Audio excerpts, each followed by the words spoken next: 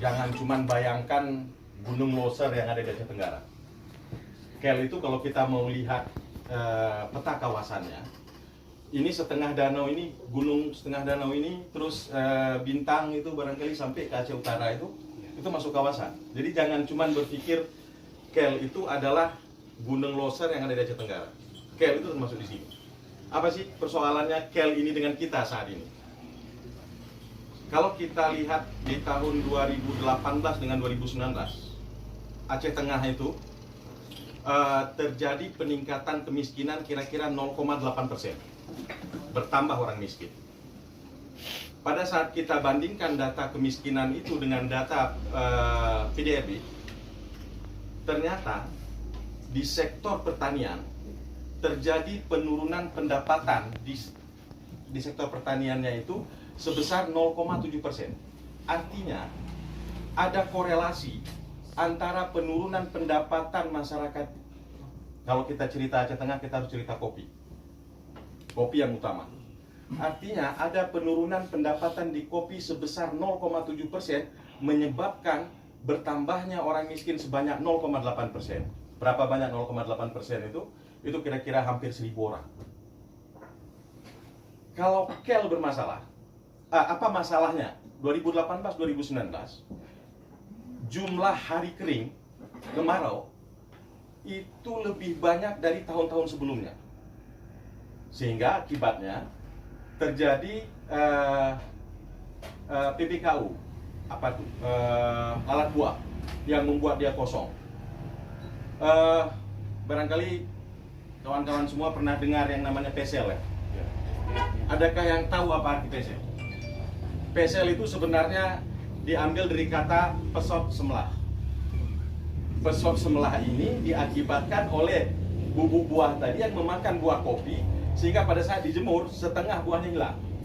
Ini yang menyebabkan terjadinya penurunan produksi. Kemudian ini menjadi penurunan pendapatan, sehingga meningkatkan orang miskin kira-kira sekitar 1.000 orang. Kurang lebih kalau kita bandingkan dengan PDRB.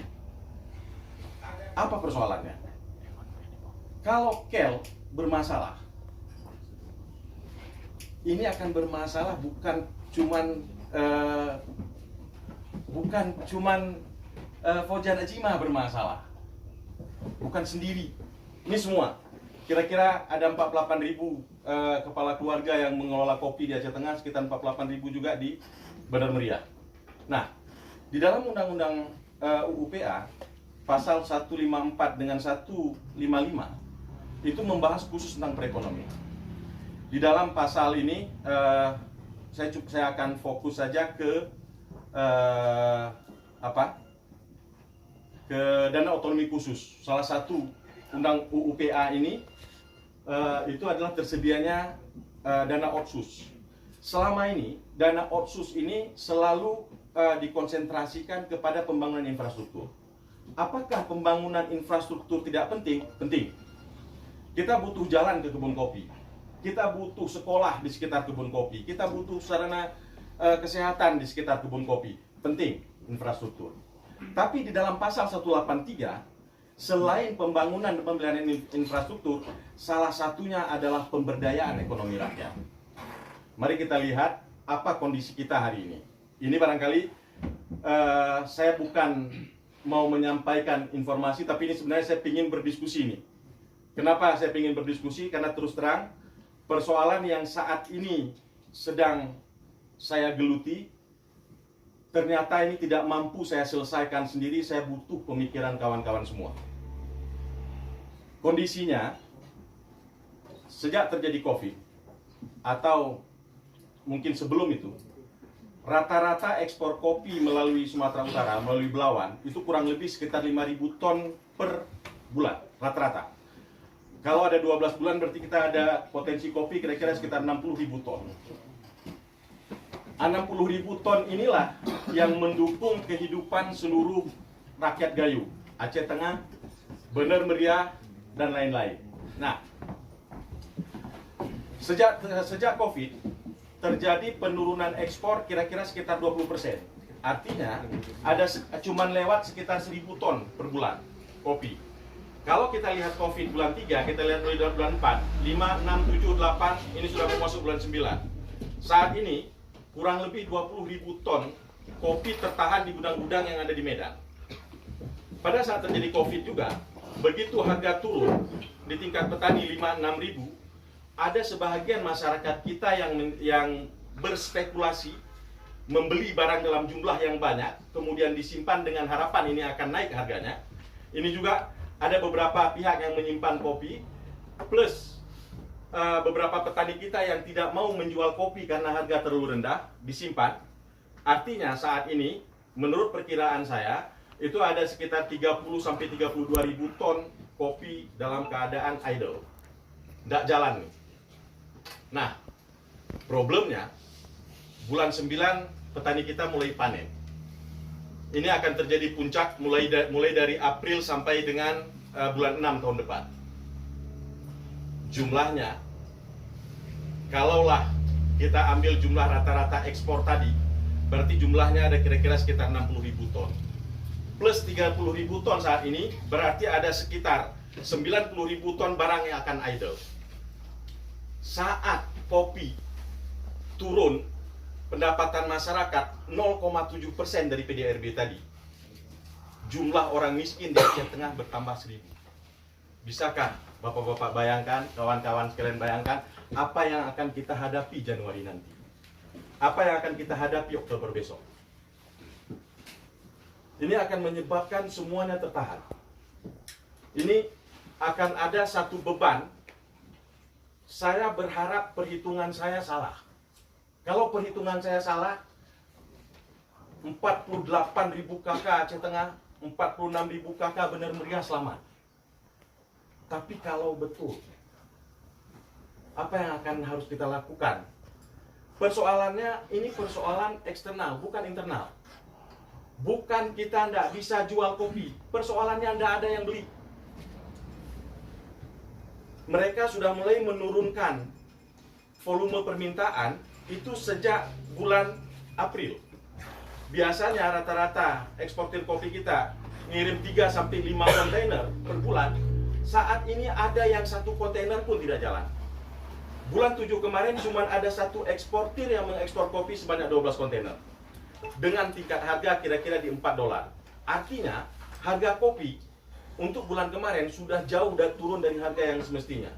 Harga kopi Gayo di tingkat internasional 6 sampai dengan $7. Kalau harga kopinya sempat menyentuh $3, maka di tingkat petani harga kopi akan di bawah 5.000 per bambu. Barangkali Bapak-bapak sekalian bisa bayangkan apa yang akan terjadi dengan kita. Sementara para eksportir biasanya ini mendapat kontrak penjualan 3 bulan sebelumnya, itu paling cepat. Ada yang 6 bulan sebelumnya, ada yang 9, dan ada biasanya dia per 3 bulan. Nah, sejak bulan Juli bulan 7 kemarin, dari hasil saya mengamati beberapa eksportir, saya tidak mengamati seluruh eksportir karena ini biasanya menjadi data rahasia sama eksportir. Tidak ada 1 eksportir pun yang mendapat kontrak baru. Kopi yang sekarang tertahan, kontrak baru tidak ada.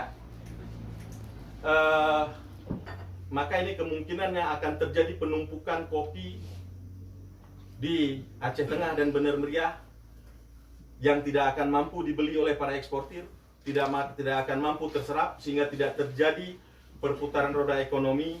Ini akan menyulitkan seluruh sektor perekonomian yang ada di Gayo. Ini saya kira barangkali ini adalah prediksi pesimis, barangkali ini adalah prediksi yang salah. Saya sangat bersyukur kalau ini salah, karena saya tidak mampu membayangkan apa yang terjadi. Baru turun 5.000 harga kopi, kantor Bupati Bener Meriah sudah mulai dijemur kopi. Itu baru terjadi beberapa saat. Apa yang akan terjadi kalau sampai dengan April atau Juni tahun depan? Jangan-jangan seluruh kantor bupati akan ditumpuki kopi dan kita tidak bisa apa-apa. Persoalannya bukan ada di pemerintah, bukan ada di petani, bukan ada di eksportir, bukan ada di pemerintah pusat, tapi ini persoalannya adalah persoalan dari luar. Kalaulah vaksin COVID bisa ditemukan Januari besok, yang kemudian membuat seluruh ekonomi internasional jalan, dan kemudian kopi kita normal kembali, kita ada satu tantangan lagi. Kopi yang ada saat ini di seluruh dunia tertahan, bukan cuman kita, bukan cuman Gayo. Vietnam bermasalah juga, tidak bisa kirim. Brazil tidak bisa kirim. Begitu dapat obat COVID, begitu dapat vaksin COVID, kopi akan masuk membanjiri pasar internasional. Ini harga juga akan down. Jadi kita akan ada beberapa tantangan yang akan terjadi dalam waktu yang sangat cepat. Dan sekali lagi, saya berharap dan mohon doakan bahwa apa yang saya perkirakan ini salah. Karena kalau ini betul, saya tidak tahu bagaimana harus apa yang akan terjadi dengan kita. Nah, apa sekarang kaitannya dengan UU PA? Salah satu persoalan dalam UU PA di pasal 183 ada di sana pemberdayaan ekonomi rakyat dan pengentasan kemiskinan. Kalaulah sekarang kopi kita tidak laku, kalau tidak laku, ini persoalan kopi bukan cuman artinya sampai 2021. Saat tidak ada yang beli kopi, maka tidak ada ongkos untuk melelang kebun kopi. Tidak ada ongkos untuk merawat kebun kopi. Begitu kebun kopi rusak, waktu yang dibutuhkan untuk mengembalikan agar kebun kopi bisa berproduksi secara normal, setidaknya 3 kali panen atau 2 kali panen. Artinya dia bisa sampai 2-3 tahun yang akan datang. Ini akan bermasalah. Masalah di mana? Masalahnya penurunan produktivitas. Bukan kopinya tidak buah, kopinya buah, tapi penurunan produktivitasnya akan terjadi.